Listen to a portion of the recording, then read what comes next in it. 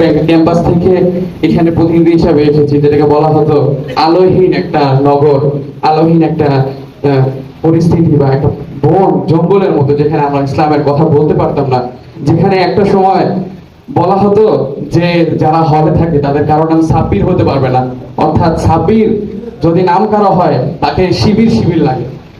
এমন অবস্থায় আমরা পার করে এসেছি, যখন আমাদের নেতা কর্মীদেরকে ফাঁসি দিয়ে দেওয়া হয়েছে তখন বটতলায় তারা মিষ্টি বিতরণ করেছে, অথচ আমাদের হলে থাকার কারণে তাদের সাথে মিষ্টি বিতরণে শরিক হতে হয়েছে।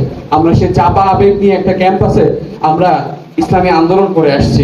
সম্মানিত উপস্থিতি, আজকে আবহাওয়াটা অত্যন্ত সুন্দর, এত সুন্দর পরিবেশে আমরা নারায়ে তাকবীর স্লোগান দিয়ে একটা প্রোগ্রাম করতে পারছি। আমাদের এই শুকরিয়া আদায় করে আমরা কখনো শেষ করতে পারবো না। আপনাদের প্রতি আমার উদাত্ত আহ্বান, আমাদের এই গ্রামগঞ্জ যেখানে আমরা আছি, এইটা আমাদের ময়দান, এটাতে আমরা যদি হেলায় খেলায় আমাদের সময়গুলোকে নষ্ট করে ফেলি, আমাদের এই সম্ভাবনাগুলোকে নষ্ট করে ফেলি, তাহলে সেদিন বেশি দূরে নয়, আমাদেরকে আবারও সেই পরিস্থিতিতে আল্লাহ না করুক যেতে হতে পারে।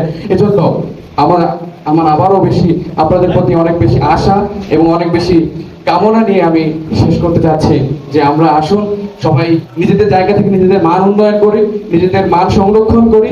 আমরা আমাদের যে প্রান্তিক লেভেলে যারা জনশক্তি রয়েছে তাদের মধ্যে আমাদের কানেকশনটা বিল্ড আপ করি। এবং আপনাদের প্রতি আমার বিশেষ আহ্বান, যারা এখানে সংগঠন করছেন বাংলাদেশ জামাত ইসলামের, আপনাদের নিজেদের সন্তান, আপনাদের নিজেদের আত্মীয় স্বজন, তাদেরকে এই দাওয়াত পৌঁছে দিন, তাদেরকে ইসলামী আন্দোলনের সাথে কানেক্টেড করে দিন, তাদেরকে ইসলামী আন্দোলনের সাথে যুক্ত করুন। আগামী দিন ইনশাআল্লাহ এ দেশ ইসলামী দিন হবে, এ দেশ কোরআনের একটা দেশ হবে, সেই আশাবাদ ব্যক্ত রেখে আমি শেষ করছি। আসসালামু আলাইকুম ওয়া রাহমাতুল্লাহ।